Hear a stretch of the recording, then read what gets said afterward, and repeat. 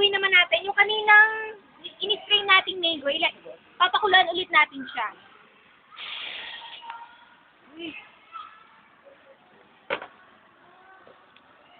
Papainitin natin siya, tapos lalagyan na natin siya ng asukal mamaya-maya.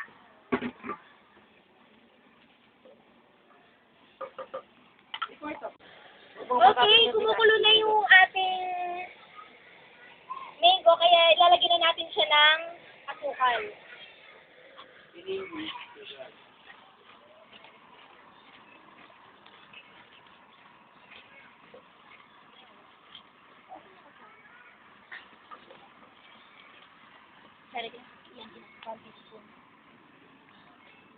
Then, lalagyan natin siya ng 1 teaspoon na calamansi.